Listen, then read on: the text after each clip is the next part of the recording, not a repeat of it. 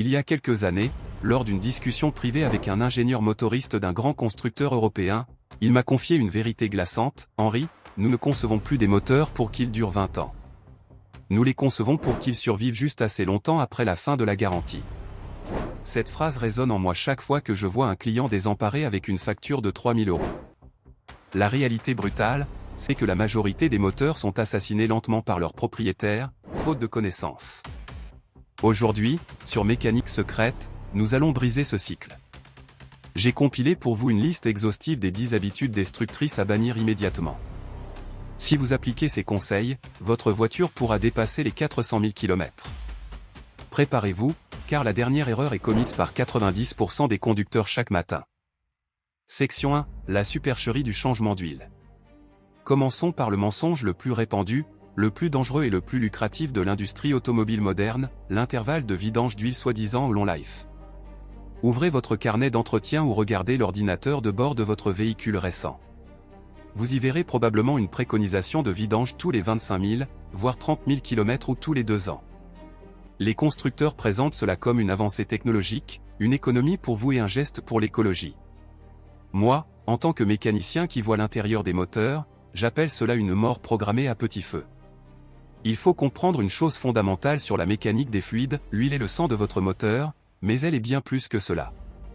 Elle ne sert pas uniquement à lubrifier les pièces métalliques qui se déplacent à des vitesses folles les unes contre les autres. Elle sert aussi à nettoyer les dépôts de carbone, à refroidir les zones que le liquide de refroidissement ne peut pas atteindre, comme le dessous des pistons, et à maintenir l'étanchéité des segments. Avec le temps, et surtout avec les cycles de chauffe et de refroidissement répétés, les longues chaînes de molécules de l'huile se brisent par un phénomène qu'on appelle le cisaillement. De plus, l'huile se charge en contaminants. De l'essence imbrûlée, de la suie, de l'humidité de condensation. Si vous attendez 30 000 km pour changer votre huile, surtout si vous faites beaucoup de villes, de bouchons ou de petits trajets à froid, votre huile ne ressemble plus à du lubrifiant. Elle se transforme en une boue abrasive, noire et épaisse. C'est comme si vous remplaciez le sang dans vos veines par du goudron liquide. Cette boue bouche les fines canalisations de lubrification, empêche les tendeurs de chaîne hydraulique de fonctionner correctement, ce qui détend la chaîne de distribution, et finit par rayer les cylindres de manière irréversible. Le turbo est souvent la première victime.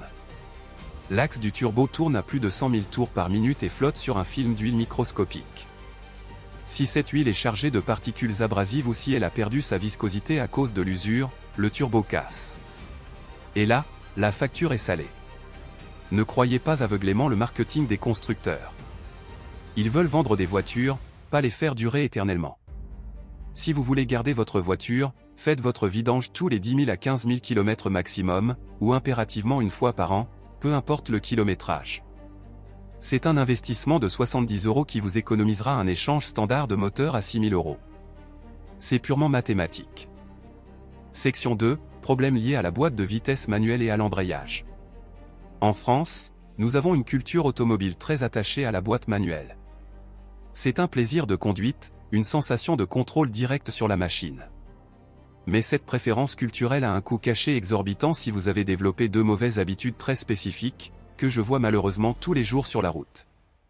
La première, c'est de laisser votre main droite reposer nonchalamment sur le levier de vitesse pendant que vous conduisez, comme si c'était un accoudoir. Cela semble innocent, n'est-ce pas? C'est confortable, c'est une position naturelle pour beaucoup. Pourtant, ce que vous ne voyez pas, c'est ce qui se passe à l'intérieur de la boîte de vitesse sous cette pression apparemment légère. Le levier est directement relié par des câbles ou des tringles à des fourchettes de sélection en métal. Ces fourchettes sont conçues pour déplacer des bagues rotatives appelées baladeurs uniquement lors du changement de rapport précis. En laissant votre main dessus, même avec le poids de votre bras, vous forcez la fourchette à frotter en permanence contre la gorge du baladeur en rotation rapide. Vous créez une friction inutile, une chaleur excessive localisée et une usure prématurée du métal. Vous êtes littéralement en train de limer l'intérieur de votre boîte de vitesse, copeau par copeau, pendant que vous écoutez tranquillement la radio. La deuxième habitude destructrice, c'est de garder le pied sur la pédale d'embrayage au feu rouge, en attendant que ça passe au vert, ou pire, de s'en servir pour maintenir la voiture en équilibre dans une côte au lieu d'utiliser le frein à pied ou à main. L'embrayage n'est pas conçu pour supporter cette friction continue. Il est fait pour être soit totalement engagé, pédale relâchée, soit totalement désengagé, pédale enfoncée. La butée d'embrayage, qui est un petit roulement à billes, est soumise à une pression énorme quand vous appuyez sur la pédale. Quand vous restez appuyé au feu rouge pendant 1 minute, vous faites chauffer cette butée inutilement. Quand vous faites patiner l'embrayage pour ne pas reculer en côte, vous brûlez la garniture du disque d'embrayage à une vitesse grand V, réduisant sa durée de vie de moitié. L'odeur âcre de brûlé que vous sentez parfois dans les parkings souterrains ou en montagne. C'est l'odeur de l'argent de quelqu'un qui part en fumée. Au feu rouge, prenez l'habitude systématique de vous mettre au point mort et de relâcher complètement la pédale d'embrayage. Dans les côtes, utilisez le frein à main ou l'aide au démarrage en côte si votre véhicule en est équipé. Votre jambe gauche vous remerciera, et votre compte en banque aussi, car changer un kit d'embrayage complet et un volant moteur coûte souvent plus cher que la valeur résiduelle de la voiture après 10 ans d'utilisation. Si ces 2 premières habitudes vous surprennent et que vous voulez éviter d'autres dépenses inutiles, prenez une seconde pour vous abonner à la chaîne. Ici, on vous dit ce que les garagistes préfèrent garder pour eux. Section 3, le mythe du chauffage au ralenti. Il y a une vieille croyance populaire qui a la vie dure, héritée de l'époque de nos grands-parents et des voitures à carburateur, celle qu'il faut laisser tourner le moteur au ralenti pendant 10 minutes le matin en hiver pour le chauffer avant de partir. Si vous faites cela avec une voiture moderne à injection directe, qu'elle soit essence ou diesel, vous faites en réalité beaucoup plus de mal que de bien à votre mécanique. Laissez-moi vous expliquer ce qui se passe techniquement à l'intérieur de vos cylindres. Au ralenti, un moteur chauffe extrêmement lentement car il n'y a pas de charge. Pendant ce temps, le calculateur électronique enrichit le mélange air-carburant pour maintenir le moteur allumé à froid. Cela signifie qu'il y a un excès d'essence injectée. Comme les parois des cylindres sont froides, cette essence ne se vaporise pas et ne brûle pas complètement. Cet excédent de carburant liquide agit comme un solvant puissant. Il ruisselle le long des parois des cylindres et lave littéralement le film d'huile protecteur qui est censé empêcher le piston de frotter contre le métal du bloc moteur. En d'autres termes, en laissant tourner votre voiture à l'arrêt, vous augmentez l'usure par friction de manière exponentielle. De plus, ce carburant imbrûlé finit par descendre dans le carter d'huile, diluant votre huile moteur, abaissant sa viscosité et réduisant ses propriétés protectrices pour tout le reste du trajet. La bonne méthode, validée par les ingénieurs. Démarrez le moteur, attendez environ 10 à 20 secondes, juste le temps que la pression d'huile monte et que le circuit hydraulique soit amorcé, attachez votre ceinture, et partez. Mais attention, partez doucement. Ne dépassez pas les 2000 ou 2500 tours par minute et n'appuyez pas fort sur l'accélérateur tant que l'aiguille de température n'est pas stabilisée au milieu. C'est en roulant doucement que le moteur atteint sa température de fonctionnement optimale le plus rapidement et le plus sainement, minimisant l'usure et la pollution. Section 4, faible vitesse et vibration. On nous répète sans cesse, dans les médias et les stages d'éco-conduite, de conduire de manière écologique, de passer les rapports le plus tôt possible pour économiser quelques millilitres de carburant. C'est un conseil valable dans l'absolu, mais poussé à l'extrême, il devient un véritable assassin de moteur. Je parle ici du sous-régime, une torture mécanique silencieuse. Imaginez que vous êtes sur un vélo, au pied d'une montée très raide, et que vous essayez de grimper avec le plus grand plateau et le plus petit pignon. Vous devez forcer comme un damné sur les pédales, vos genoux craquent, vos muscles tremblent et vous avancez à peine. C'est exactement ce que ressent les bielles et le vilebrequin de votre moteur quand vous écrasez l'accélérateur en 5e vitesse à 50 km/h pour reprendre de la vitesse. Conduire en sous-régime impose une charge colossale sur les coussinets de bielle et surtout sur une pièce très spécifique et très coûteuse présente sur la plupart des diesels modernes, le volant moteur bimasse. Ce dispositif est conçu pour absorber les vibrations du moteur. Mais quand vous êtes en sous-régime, les vibrations acycliques du moteur sont si violentes qu'elles viennent buter contre les ressorts du volant moteur, les fatiguant prématurément jusqu'à la casse. De plus, un moteur qui force à bas régime s'encrasse beaucoup plus vite. La combustion n'est pas optimale, la température dans la chambre de combustion n'est pas assez élevée, et cela crée de la suie qui va boucher la vanne EGR et le filtre à particules. N'ayez pas peur de rétrograder. Un moteur est conçu pour tourner. Faire monter un peu le régime pour soulager la mécanique consommera peut-être une goutte de carburant en plus sur l'instant, mais cela vous évitera de remplacer un volant moteur, un embrayage et une vanne EGR pour un total de 2000 €. Écoutez votre moteur, s'il grogne, s'il vibre ou s'il a un son sourd, c'est qu'il souffre. Soulagez-le. Section 5, problème de filtre à particules. Si vous conduisez un véhicule diesel moderne, c'est-à-dire fabriqué après 2011, vous avez un passager clandestin très capricieux à bord, le filtre à particules, ou FAP. ce dispositif est devenu obligatoire pour respecter les normes anti-pollution et c'est une très bonne chose pour la qualité de l'air que nous respirons. Cependant, il peut devenir votre pire cauchemar financier si vous ne comprenez pas exactement comment il fonctionne. Le principe du FAP est de piéger les particules fines de suie issues de la combustion du gazole. C'est comme un sac d'aspirateur. Au bout d'un moment, le sac est plein. Le système doit alors se régénérer, c'est-à-dire brûler ces suies pour les transformer en cendres et vider le filtre. Pour ce faire, il a besoin d'une température très élevée à l'échappement, aux alentours de 600 degrés Celsius.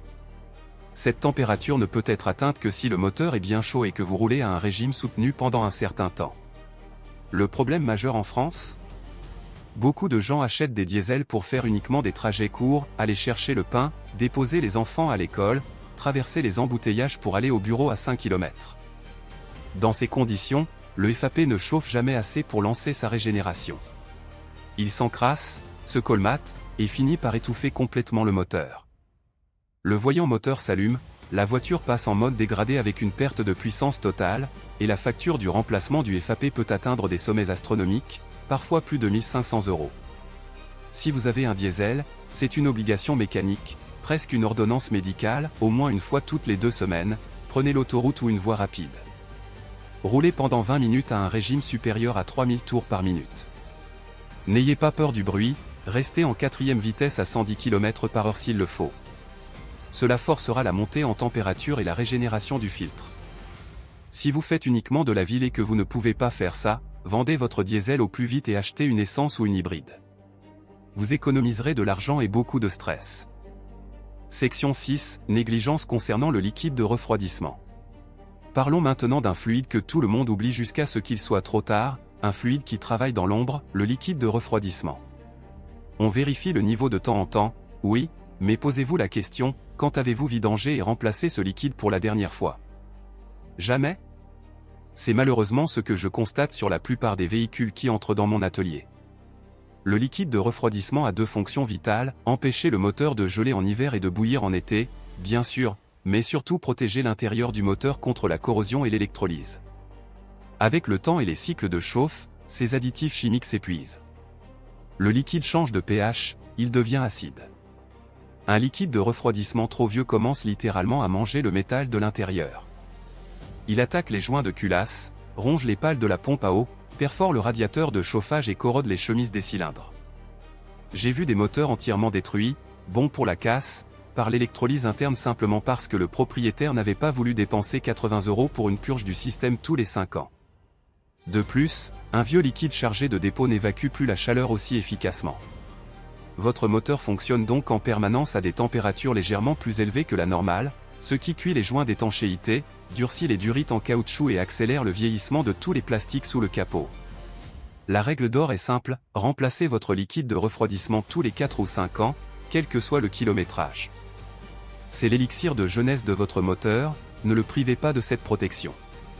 Dites-moi en commentaire, quand avez-vous changé votre liquide de refroidissement pour la dernière fois ? Soyez honnête. Vos réponses m'intéressent. Section 7, utilisez le dépôt jusqu'à la fin.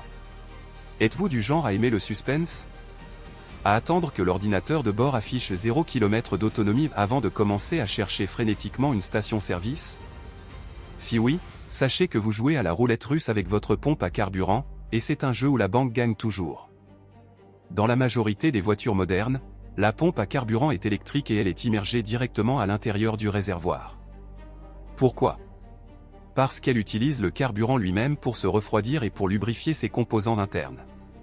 Quand vous roulez constamment sur la réserve, avec très peu de carburant, la pompe n'est plus totalement immergée. Elle commence à aspirer de l'air dans les virages, elle chauffe excessivement, et elle s'use prématurément. Mais ce n'est pas tout. Le fond de votre réservoir est un endroit sale et hostile. Avec les années, des sédiments, de la rouille microscopique et des impuretés issues des cuves des stations-service s'y déposent et forment une boue au fond.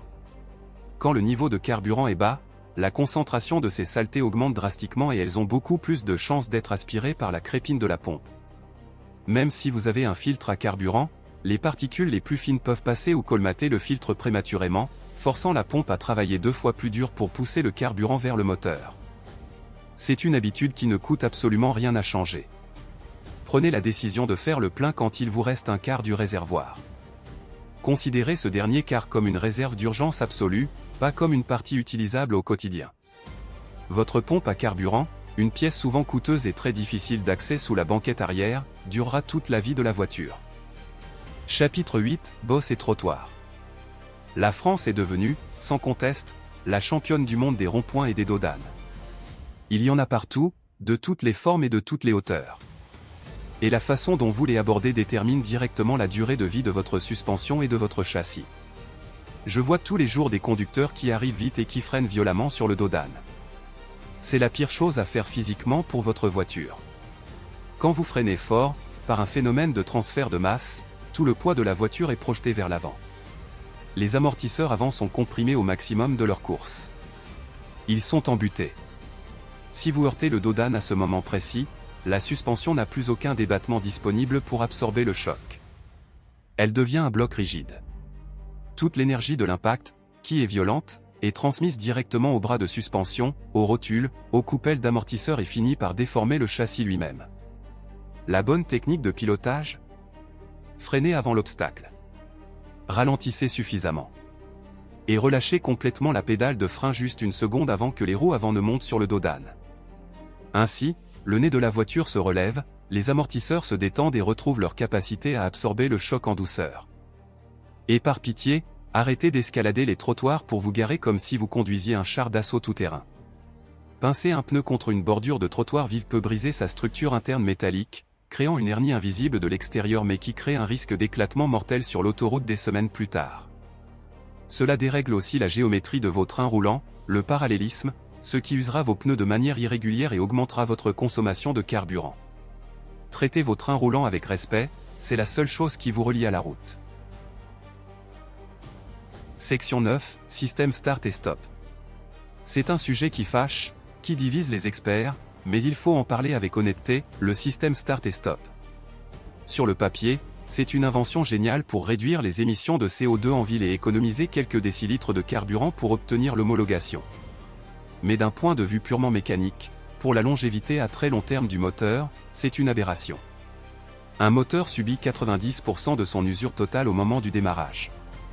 Pourquoi ? Parce que quand le moteur est à l'arrêt, l'huile retombe dans le carter. Au moment où il redémarre, pendant une fraction de seconde, il n'y a pas de pression d'huile optimale sur les coussinets. C'est le moment critique. Avec le Start et Stop, au lieu de démarrer 2 fois par jour, votre moteur démarre 50 fois par jour dans les embouteillages. Les constructeurs ont renforcé les démarreurs et les batteries, certes. Ils ont mis des revêtements spéciaux sur les coussinets. Mais ils ne peuvent pas changer les lois de la physique et de la friction. Chaque redémarrage provoque une micro-usure supplémentaire des coussinets de bielle et du vilebrequin. De plus, cela sollicite énormément la chaîne de distribution à chaque impulsion de démarrage. Si vous prévoyez de garder votre voiture 3 ans en leasing, ne vous en faites pas, ce sera le problème du propriétaire suivant. Mais si vous avez acheté votre voiture et que vous voulez l'emmener jusqu'à 300 000 km, mon conseil d'ami, désactivez-le. Surtout si vous venez de faire un trajet autoroutier et que vous vous arrêtez à un péage. Le turbo est bouillant. Si le moteur se coupe brutalement, la circulation d'huile s'arrête instantanément et l'huile résiduelle dans le turbo brûle, créant de la coquéfaction qui détruira l'axe du turbo à petit feu. Laissez le moteur tourner quelques secondes avant de l'éteindre, toujours. Section 10, erreur de lavage du moteur. Vous voulez que votre voiture soit propre, c'est tout à votre honneur. Une voiture propre est souvent une voiture bien entretenue. Mais il y a un endroit où le nettoyeur haute pression de type Karcher n'a absolument pas sa place, sous aucun prétexte, c'est sous le capot moteur. Je vois des vidéos effrayantes sur internet de gens qui inondent leur moteur de mousse active et rincent le tout au jet haute pression. C'est de la folie pure. Les moteurs modernes ne sont plus de simples blocs de métal. Ce sont des ordinateurs roulants bourrés d'électronique sensible. Capteurs de pression, calculateurs d'injection, faisceaux électriques, boîtiers fusibles, alternateurs. Même si les connecteurs sont dits étanches avec des petits joints en caoutchouc, ils sont conçus pour résister aux éclaboussures de la route et à l'humidité ambiante, pas à un jet d'eau de 120 bars projeté à bout portant. L'eau sous pression s'infiltre partout, force les joints, et rentre dans les connecteurs. Elle y reste, stagne, et crée de la corrosion, le fameux verre de gris, des semaines ou des mois plus tard. Vous vous retrouverez avec des pannes électroniques fantômes impossibles à diagnostiquer, la voiture qui cale sans raison, des voyants qui clignotent comme un sapin de Noël, des pertes de puissance aléatoires. Si vous voulez nettoyer votre moteur pour repérer une fuite ou pour l'esthétique, faites-le à la main, à l'ancienne. Un chiffon, un pinceau, un peu de nettoyant plastique ou de dégraissant appliqué avec précision sur les zones sales. Jamais d'eau sous pression. Jamais. C'est le moyen le plus rapide et le plus efficace de transformer une voiture parfaitement fonctionnelle en une épave électronique invendable. Résultat. Voilà la vérité brute, sans filtre. Ces 10 habitudes ne sont pas des fatalités inévitables. Ce sont des choix conscients que vous faites chaque jour au volant. Les constructeurs automobiles fabriquent des machines formidables, de plus en plus performantes, sobres et sûres, mais n'oubliez jamais qu'ils sont aussi des entreprises cotées en bourse qui doivent vendre des pièces détachées et des voitures neuves pour survivre et croître. Ils n'ont pas un intérêt financier direct à ce que votre véhicule soit éternel. Vous, si. Votre intérêt premier est de garder votre argent pour vous, vos projets et votre famille, pas de le donner généreusement à votre garagiste ou à votre concessionnaire. En appliquant ces changements simples, logiques et totalement gratuits dans votre routine de conduite quotidienne, vous ne faites pas que préserver de la mécanique froide et inerte. Vous préservez votre liberté de mouvement, votre sécurité sur la route et surtout, votre capital durement gagné. Ne soyez pas le conducteur passif qui subit les pannes comme une malédiction divine ou un coup du sort. Soyez le conducteur averti, celui qui comprend sa machine, qui l'écoute, qui la respecte et qui en prend le contrôle total. C'était votre mécanicien infiltré pour la chaîne mécanique secrète. Si cette vidéo vous a ouvert les yeux sur certaines pratiques, ne gardez pas ce savoir précieux pour vous seul.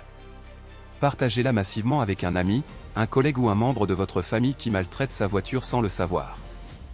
Et surtout, abonnez-vous maintenant et activez la cloche des notifications, car dans la prochaine vidéo, je vais vous révéler la liste noire et confidentielle des modèles d'occasion à ne jamais acheter en 2025, ce que nous, les mécaniciens, refusons même de voir entrer dans nos ateliers tant ils sont problématiques et ruineux. Vous ne voulez absolument pas rater ça. Prenez soin de votre moteur, et à la prochaine.